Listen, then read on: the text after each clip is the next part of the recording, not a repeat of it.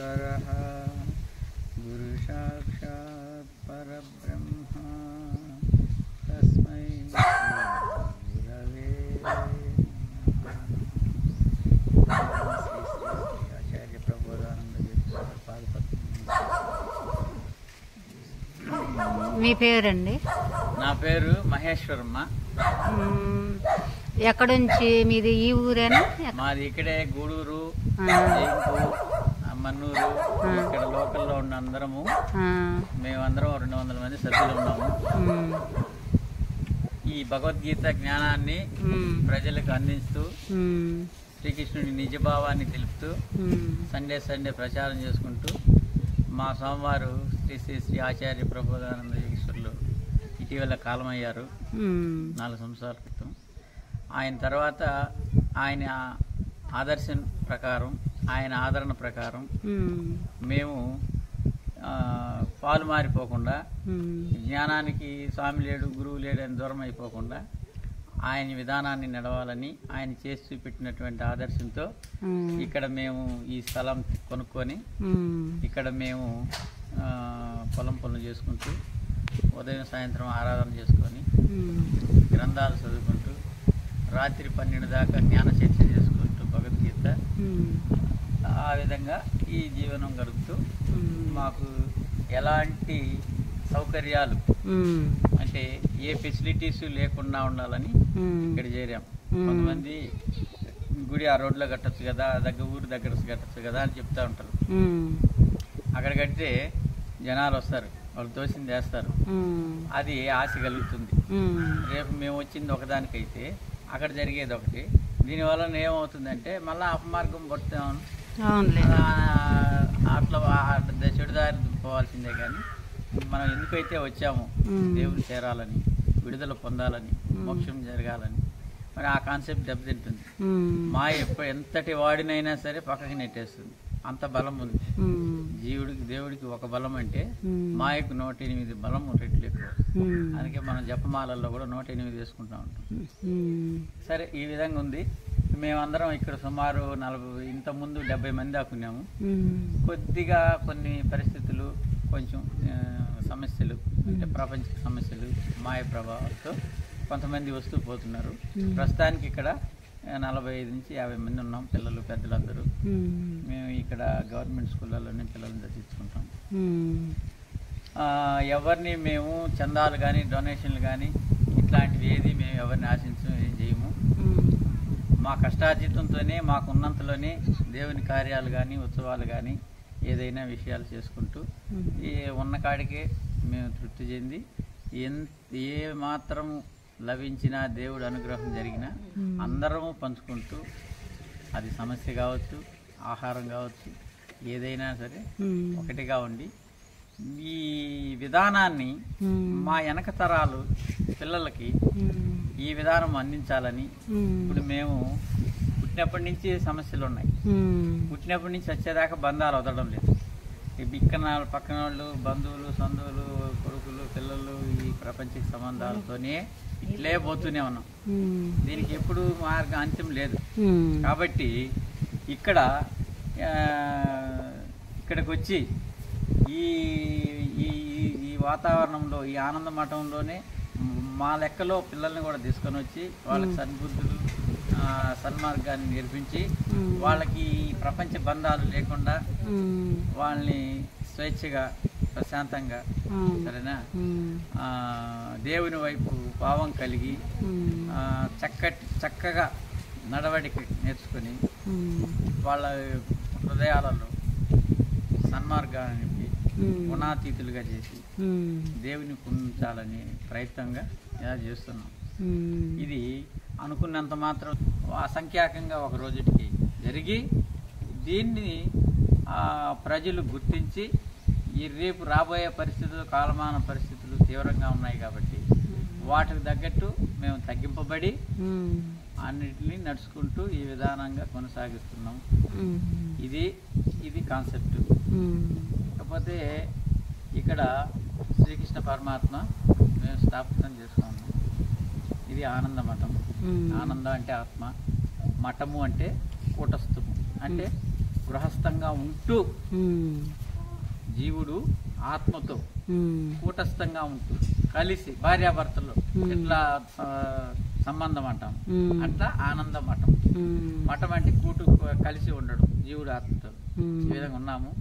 ఇది బ్రహ్మంగారి మఠము, వేమన మఠము అన్నట్లుగా వాళ్ళు మా సంసారాలను ఉంటూ రాజమార్గంలోనే ఉంటూ జ్ఞానాన్ని అభ్యసించి తెలుసుకున్న జ్ఞానాన్ని ఆచరణలో పెట్టి ఆచరణతోటి జ్ఞానాగ్ని సంపాదించి భగవద్గీతలో కృష్ణుడు చెప్పినట్టు సర్వకర్మాని జ్ఞానం బస్కు సాకృతి అర్జున అన్నాడు. జ్ఞానం అనే దాని వలన ఆ జ్ఞానాగ్ని ఏర్పడి సర్వకర్మలు ఆ జ్ఞానాగ్నిలో కాలిపోతాయని ఉద్దేశించి ఆయన తెలియపరిచిన విధానంగా మేము ఆ విధంగా ఆనంద మఠం అని పిలిపించుకొని మాకున్నంతలో చేసుకుంటాం. ఇక్కడ ఈశ్వర ప్రతిష్ట ఉంది, ఈశ్వరలింగము. ఇది మేము బయటే ఉంది. భూమి మీద ఎక్కడ పెట్టినా ఆయన్ని కప్పు కింద పెడతారు, గుళ్ళు ఇక్కడ ఇట్లా పెట్టాం. యాజ్ ఇట్ ఈస్ రూల్ ప్రకారం శాస్త్రబద్ధంగా ఈశ్వరలింగ ప్రతిష్ట అనేది ఇలానే ఉండాలి, ఆరు బయటగానే ఉండాలి. ఆయన సాకారుడు కాదు కాబట్టి ఆయనకి గర్భగుడిని కానీ కప్పు వేయడం అని లేదు, లోపల పెట్టడం అనేది చేయకూడదు. ఇది శాస్త్రంతో కూడుకున్న విధానము కాబట్టి మేము కూడా అదే విధంగా ఉన్నాం.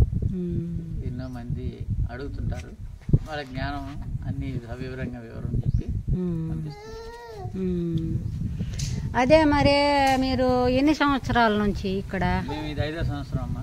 5వ సంవత్సరం వచ్చి మరి అందరూ కలిసి ఒకటిగానే వంట కానీ? అవును, అందరం ఒకటే వంట, చిన్న పెద్ద తేడా లేదు. కుల మతాలకు అతీతంగా అన్ని కులాలు ఉన్నాం. రాజులు, రెడ్లు, నాయుళ్ళు, ఎస్సీలు, ఎస్టీలు, బీసీలు అందరం కలిసి మతాలకు అతీతంగా, దేవుడి మతాలు పెట్టలేదు, మనం సృష్టించుకున్నట్టు మతాలు, మనం కుల మతాలకు అతీతంగా ఉండి అందరూ ఒక కుటుంబంగా మంచిగా గౌరవంగా ఒకరినొకరు సంభాషించుకుంటూ ఈ విధానంలో నడుపుతున్నారు. జాబ్ చేసే వాళ్ళు కూడా ఉన్నారా? ఉన్నారు. వాళ్ళు కూడా కలిసిపోతారు? అవును, సాయంత్రం డ్యూటీకి పోయి సాయంత్రం వస్తారు, స్నానం చేసుకొని ఆరాధన చేసుకుంటాం, పొద్దున్నే డ్యూటీకి పోతుంటారు. ఇది కూడా మాకు కొంచెం ఈ పొలం సహనం కలిగి శ్రద్ధ కలిగి, ఒక ఫ్యామిలీలో ఒక తండ్రి అంటే ఒక తల్లిదండ్రి ఉండలేకుండా ఉన్నారు, ఒక 2 పిల్లలు కలిగి సంసారం లేకుండా, వచ్చిన కోడలు అనుకూలం లేకుండా ఉన్నారు. ఇన్ని పరిస్థితుల్లో ఇక్కడ మామూలుగా అత్తలుగా, పెదనాయన్లు, చిన్నాయన్లు, అన్నలు, తమ్ముళ్ళు, మరదళ్ళు అన్ని రకాలుగా కలిసి ఒకరికొకరు అన్యోన్యంగా ఉన్నామంటే కేవలం ఇది భగవద్గీత జ్ఞానంతో సాధ్యమే కానీ, జ్ఞానం అనే బేస్మెంట్తో సాధ్యమే కానీ ఏ ఇతరాదులతో నీ ₹1 ఇస్తాము మీరు ఈ విధంగా ఉండండి అన్నా కూడా అది ఎంత నటించాలన్నా నటించలేవు, తిరిగి మళ్ళీ అది ఇబ్బందే జరుగుతుంది. కాబట్టి ఇలా ఉంటుంది. దీనికి ముఖ్యంగా ఇది నడుస్తూ ఉందంటే దేవుడు నడిపిస్తున్నాడు, ఆ జ్ఞానం మమ్మల్ని నడిపిస్తూ ఉంది. ఇప్పుడు టీవీలు అవి కూడా ఏమి ఉండవు. టీవీలు పెట్టుకొని ప్రపంచ విషయాలను తీసి మధ్యలో పెట్టుకొని మనం చేసుకుంటే ఇక్కడికి వచ్చిన పని ఏమవ్వాలా? నువ్వు దేవుల్లో ఐక్యం అవ్వాలని, జీవితంలో లేకుండా జన్మరాహిత్యం పొందాలనుకుంటే కర్మరాహిత్యం జరగాలి. కర్మ లేదంటే జన్మ లేదు. సరే, ప్రపంచంలో ఏమి జరుగుతున్నాయి అనేటివి కూడా ఏమి తెలియవు. మాకు ప్రపంచంతో ఏమవసరం? ప్రపంచంతో ఏమవసరం? మరి బంధుమిత్రులు వాళ్ళ సమాచారాలు, ఫోన్లు. బంధం అంటే ముడివేయడం, పెట్టుకోవడం. బంధాలు వద్దని చెప్తున్నాడు దేవుడు. మరి వద్దంటున్నా అంటే మరి ఇప్పుడు మీరంతా బంధాలు కదా అని అంటే ఇది జ్ఞాన బంధం, ఇది స్నేహ బంధం, అంతేగాని ఆ ప్రపంచ బంధం కాదు, మాయ బంధం కాదు. స్నేహితుడు అంటే నీ హితము కోరేవాడు, కూడా ఉండి హితము కోరేవాడు. ఎవరు? దేవుడు. ఆ విధంగా నాలో స్నేహితుడు, ఆమెలో స్నేహితుడు, ఒకరికొకరు హితం కోరుకుంటున్నాం. అట్లా ఉంటుంది. కానీ ఈ బంధాలు, సినిమాలు, షికార్లు అన్ని ఏమి లేవు. మరి లేకుండా ఉంటే ఫోన్లు కూడా పిల్లలకి, పిల్లలు ఏమి ఉండవు, పెద్దలు పెట్టుకోవడం ప్రస్తుతం ఫోన్ లేకపోతే అవును జరగదులే. ఇప్పుడు ఈ టెక్నాలజీని బట్టి ఫోన్లు ఉండాలి కదా. ఉంటుంది కాబట్టి ఫోన్ ఉంది, టీవీలు ఉండవు, ఫ్యాన్లు ఉండవు, ప్రకృతి పరంగా ఏముండవు. వంట రూమ్ లో ఒక ఏసీ, ఒక ఫ్రిడ్జ్ ఉంటది, కూరగాయలు పాడైపోకుండా. మేము ఆరు బయటే పడుకుంటాం. ఈ మంచాలు, పరుపులు, మంచాలంటే ఇక్కడ పురుగు పుట్టలు ఉంటాయి కాబట్టి ఇబ్బందిగా ఉంటాయి. ఎందుకంటే మనం వాటి ఉండే స్థానానికి వచ్చి పురుగు పుట్టిన వాటిని లేకుండా కుదరదు కదా. మంచాలు వేసుకుంటాము, మంచాల మీద పడుకుంటాము. అంత ఒక పద్ధతిగా ఉంటుంది, విధానంగా. అంత పూర్వకాల పద్ధతిగా ప్రకృతి పరంగా సహజంగా. ఏంటంటే వెన్నెల అంటే వెన్నెల అనేది చరాచర సృష్టిలో ప్రతి చెట్టుకు ఒక ఔషధ శక్తి గుణం కలిగి ఉంటుంది. ఆ ఔషధ శక్తి ఎక్కడి నుంచి లభిస్తా ఉందంటే అది చంద్రుడి నుంచి. ఆ పౌర్ణమి వలన ఔషధ శక్తి జ్ఞాన శక్తిగా ఆ చెట్టులో ఇమిడితుంది. అది మనుషులందరూ జీవరాశులకు అందరికి సమానం. అందుకే మేము ఎక్కువ శుద్ధ పవిత్ర ప్రథమ దైవ గ్రంథం భగవద్గీత అర్థమైన విశిష్టత కలిగింది అని క్యాప్షన్ రాసి భగవద్గీత చదవండి అని చెప్పి బోర్డు వేస్తుంటాం. ఈ విధంగా అంతా గ్రామాలంతా కూడా ప్రతి దగ్గర రాయిస్తున్నాం. ఈ మధ్య ఈ స్థలాలు లేక రాసే ఇబ్బంది. అంత ముందు మాకు రాయండి అనేవాళ్ళు. మేము సంవత్సరం ఒక 500-1000 బోర్డులు రాస్తుంటాం. ఇప్పుడు అంతా కామే పోయింది. ఎవరన్నా వస్తుంటారా భక్తులు? ఏమన్నా భక్తులు అంటే ఎవరున్నారమ్మా భక్తులు? అదే కదా, మూఢ భక్తే జరుగుతుంది కానీ దేవుని భక్తులుగా లేరు. ఆ మూఢ భక్తులు కలిగిన వాళ్ళు వస్తుంటారు.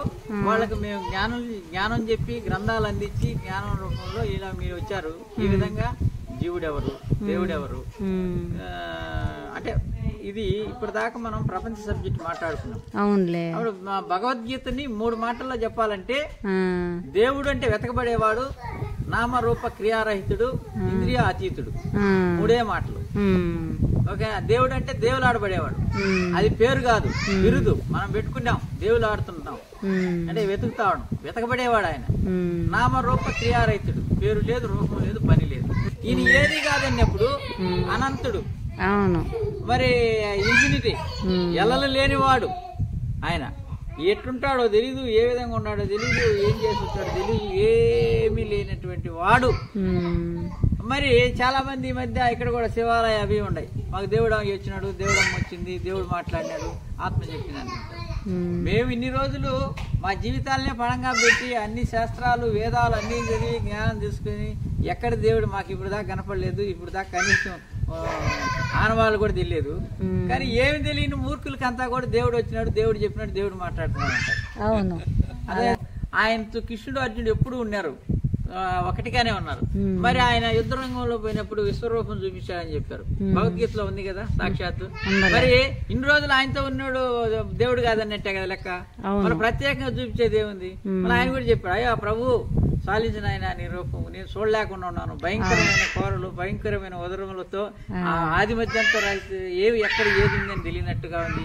ఈ కాలం అనే కోరల్లో చిక్కిపోయి ఎంతమంది ఆహాకారాలు చేస్తున్నారు. నేను కూడా భయపడిపోయాను, నాకు సాధించడం అంటే ఆయన జ్ఞాన నేత్రాన్ని చూపించాడు. ఈ ఇండియా నేత్రాలు సరిపోలే, ఈ ఇంద్రియాలు సరిపోలేదు కాబట్టి జ్ఞాన నేత్రాన్ని ఇచ్చి ఆయనకి దర్శనం చూపించి 1 నిమిషమో 1/2 నిమిషమో దానికే బెందిబేలు ఎత్తిపోయి సాధించన్నాడు. మరి అప్పటిదా అట్లా ఉంటుంది విశ్వరూపం అంటే. అర్థమైందా? ఆ దర్శనం అంటే, దేవుని దర్శనం అంటే. మరి ఈరోజు ఆయన ఈ 5 ద్వారాలకి నేను అందను అన్నాడు. నాకు పేరు, రూపం, పని లేదు అన్నాడు. నేను దేవుడు అంటే వెతకబడేవాడు అన్నాడు. ఏ పేరు పెడదామని చెప్పండి ఆయన అందాం అనుకుంటే. ఇక్కడ తీసుకుంటే అప్పుడు దేవుడు అంటున్నారు, జీవుడు అంటున్నారు కదా అని ప్రశ్నించినప్పుడు, జీవుడు ఉన్నాడు సత్యమే.